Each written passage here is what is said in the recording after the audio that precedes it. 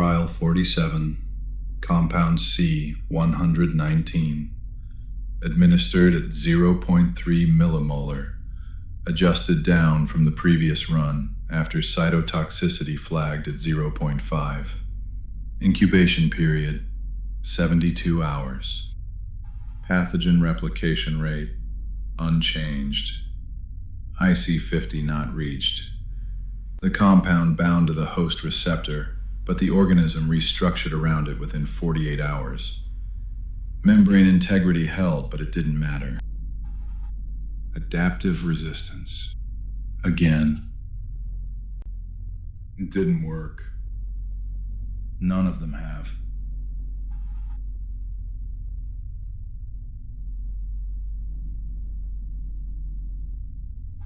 Alright, if you're watching this, I'm probably dead. Or I just stopped recording. Either way, my name doesn't matter. What I was before this doesn't matter. What matters is that I'm still here, in this cabin, with working power and enough time on my hands to do what nobody else seems to be doing anymore. Documenting. Someone has to.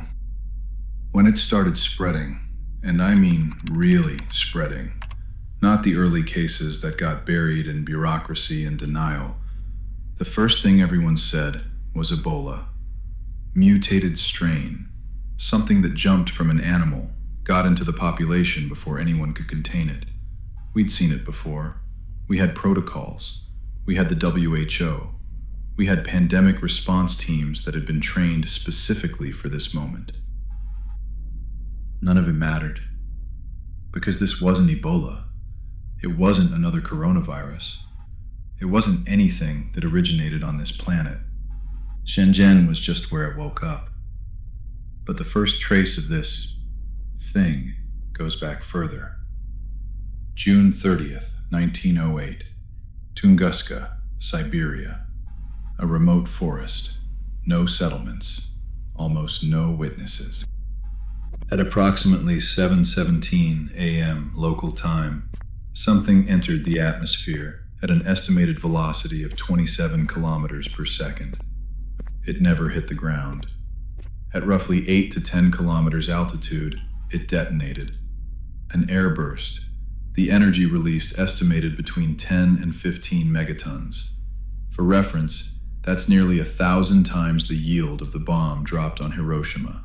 2,000 square kilometers of forest flattened. 80 million trees.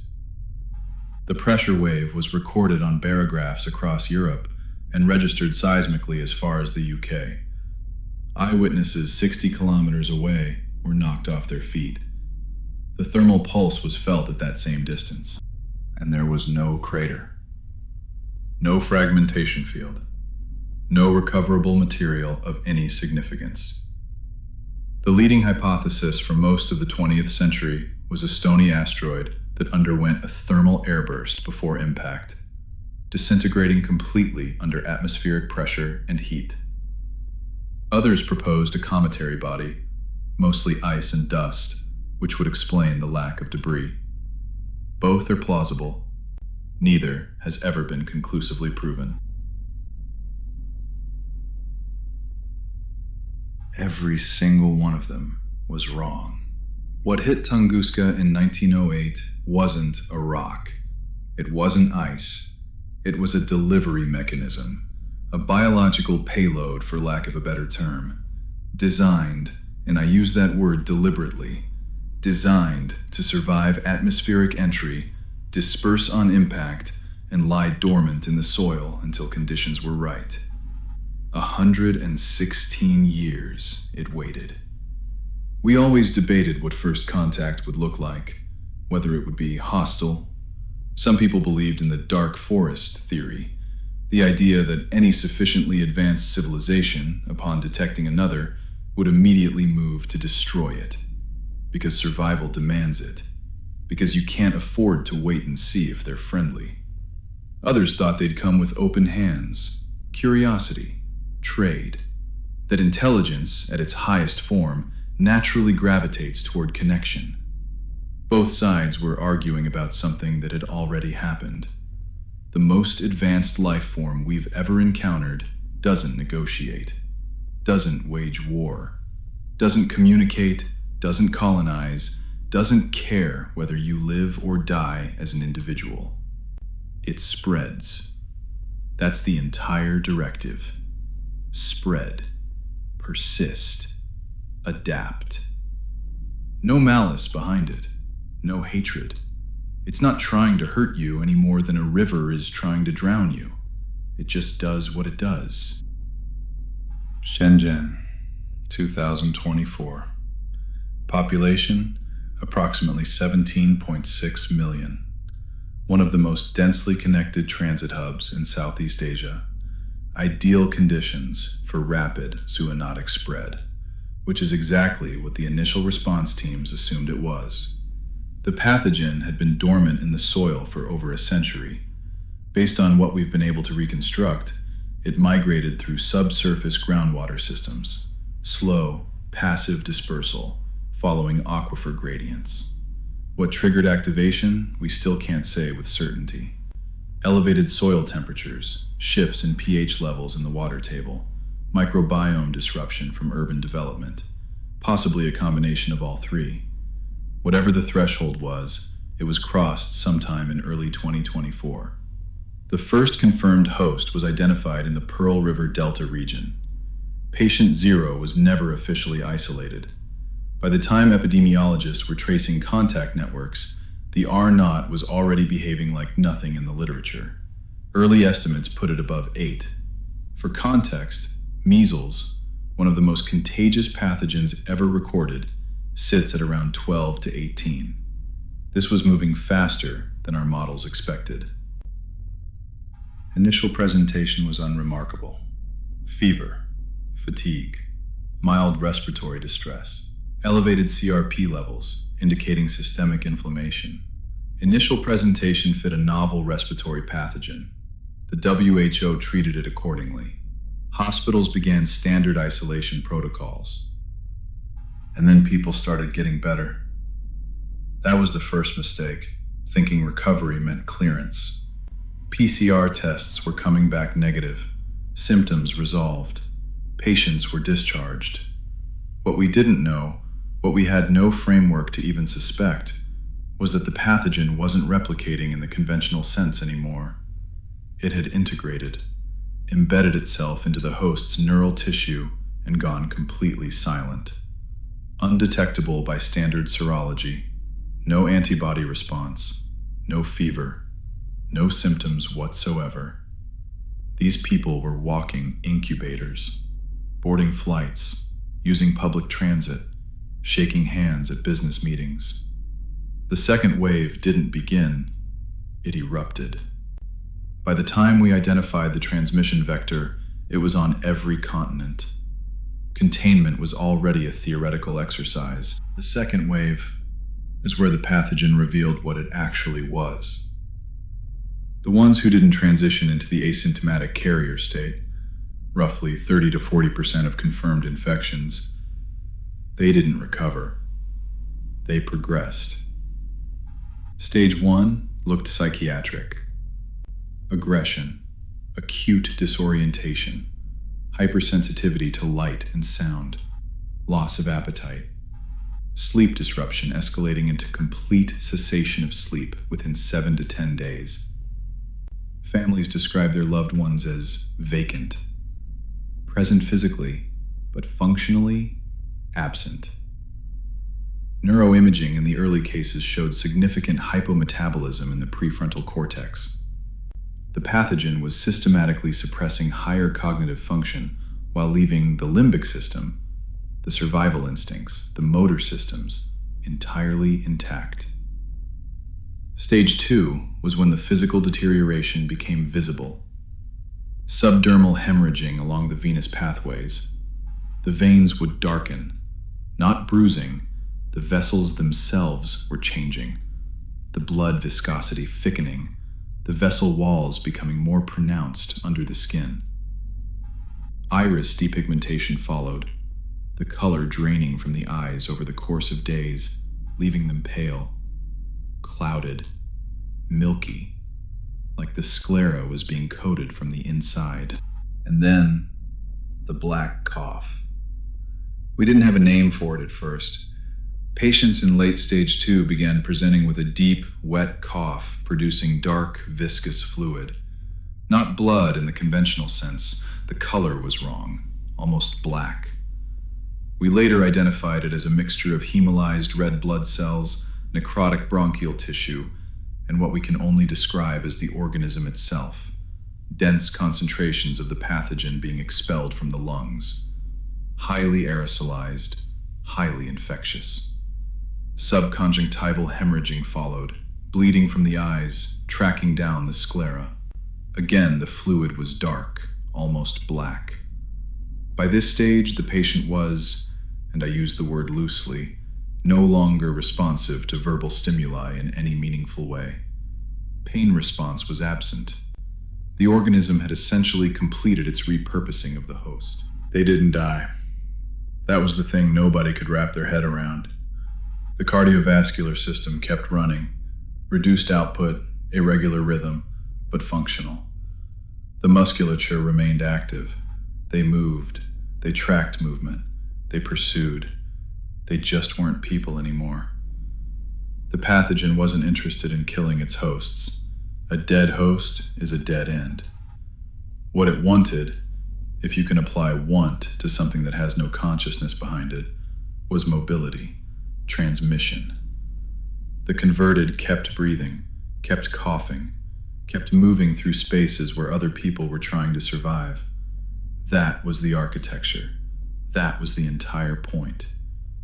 They stopped sleeping. They stopped feeling pain. And they stopped recognizing the people they loved. That was the hardest part for most people to accept. Not the violence, not the governments going dark. Just that moment. Looking at someone you'd known your whole life and watching them look back at you like you were nothing. Like you were just standing in the way. We called them carriers, not because of the science. The scientists were long gone by the time the terminology stuck, just because that's what they were. And the ones who didn't make it that far, the ones whose bodies gave out before full conversion, we assumed that was the end of it. We assumed death was still a finish line. It wasn't. I was at AcrX7 when I first understood what that meant. The complex didn't have an official name that anyone used. On paper, it was designated Advanced Containment and Research Complex, 7th installation, buried in a classification tier that most government employees didn't have clearance to know existed. It sat on a plateau in a region I'm not going to specify, accessed by a single road that didn't appear on any civilian map, surrounded by 3 perimeter fences and a response team that trained twice weekly. One of the most secure research installations on the planet, by every reasonable measure. I used to find that comforting. The security staff were military, not styled as military, no insignia, civilian clothing inside the perimeter, but you could tell. The way they scanned a room when they entered it, the way they ate quickly and without distraction, like people who had learned a long time ago that meals could be interrupted. 14 on rotation. I knew most by face, a few by name. I knew Sergeant Calloway by name. He was a large man. The honest version is that Calloway was the kind of large that suggested a former physical standard maintained in some areas and abandoned entirely in others. Wide through the shoulders, still visibly strong, but carrying an extra 40 or 50 kilograms that his cardiovascular system was quietly negotiating with on a daily basis. 43 years old, with the program since the complex opened. Not the kind of man you looked at and thought, that man is about to change everything. He collapsed in the East Corridor at approximately 0840 on a Tuesday morning. A researcher passing through said he simply stopped mid-stride, sat heavily against the wall, and slid sideways. By the time she reached him, he wasn't responsive. Cardiac event. That was the immediate consensus. A man his size, his age, his build. It fit. It was terrible but explainable, and we were all hungry for things that were explainable by then. Protocol required the military medical unit, hardened vehicle, hospital grade, The kind that could handle a trauma case in a black site without filing paperwork that went anywhere public. The call went through. 40 minutes. In the corridor, 2 colleagues knelt around Calloway and took turns on compressions. A female researcher I knew by sight, and a male technician from the level below. I was on level 3, running an assay, aware something had happened in the East Corridor, but not yet aware of what. What I know about the next 18 minutes I pieced together from security footage I watched later, alone, in a server room, on a night when I decided that not knowing was worse than knowing. The compressions didn't bring him back. At the 11-minute mark, they stopped. The technician checked for a pulse, held 2 fingers against Calloway's neck for a long moment, then sat back on his heels. They stayed there, in that specific stillness that comes after a person dies, and before anyone has decided what to do next. At the 14-minute mark, Calloway opened his eyes. 4 seconds where neither of them moved. I've watched the footage enough times to know that exactly. 4 seconds, because what they were seeing didn't fit into any category they had available. They didn't get enough time to find one. What came back up off that corridor floor kept Calloway's face and his size, and none of the rest of it. The researcher caught his full weight as he lurched upright, and the bite to her shoulder was so fast and so deep that she didn't make a sound for the first 2 seconds, just stood there. Then she started screaming. The technician tried to pull Calloway off her. He was thrown into the corridor wall, hard enough to crack the drywall. By the time the alert reached me on level 3, the East Corridor was already gone. The doors were designed to keep threats out. They assumed the threat originated externally. They did not account for the possibility that the people with biometric access were already compromised, already carrying something that had lived in them for weeks without symptom, without any test we had been able to detect it. The second door opened from the inside. I don't know if they understood what they were doing by then. I don't think it matters. I was at my desk when I heard it. I was standing at the door with my hand on the lock before I'd made any conscious decision to move. Some part of me, older and faster than reason, had already processed the sound and issued instructions. I locked the door, killed the lights, pressed myself against the wall. It was only then that I actually listened to what I'd heard, tried to name it.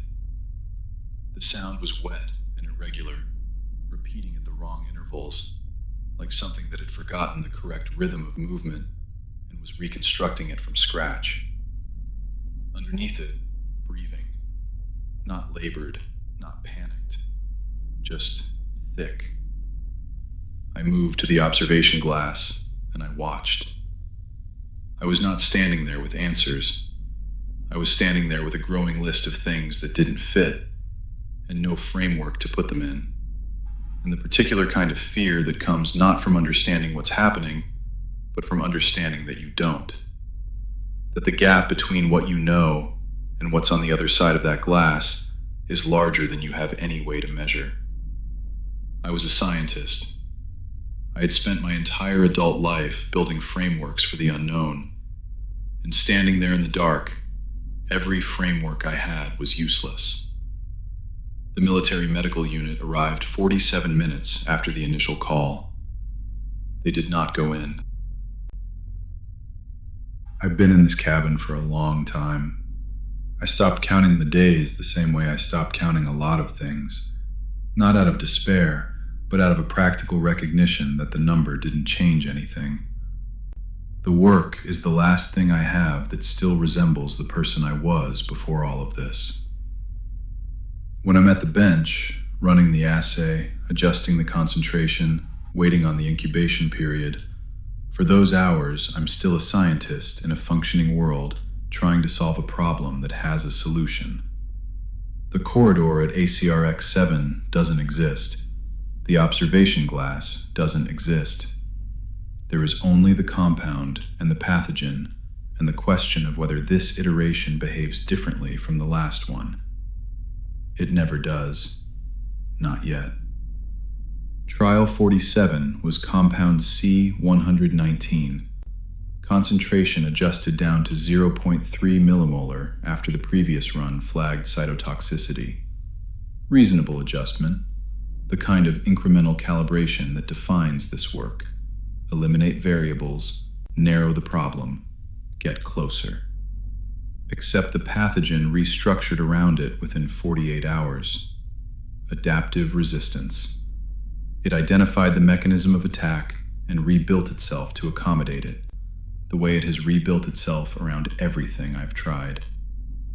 If I could separate the science from everything else, from the corridors, the observation glass, the particular sound a security door makes when someone on the wrong side uses their own hand to open it, I think I'd find it beautiful. The efficiency of it, the patience of it. I can't separate it, but I notice it anyway. Trial 48 begins tomorrow. If you're watching this, if anyone is, I don't know what I want you to take from it. A record, maybe, of how it started, what it was, why the things walking around out there are the way they are. Someone has to document it. Trial 47 didn't work. None of them have. But I'm still here.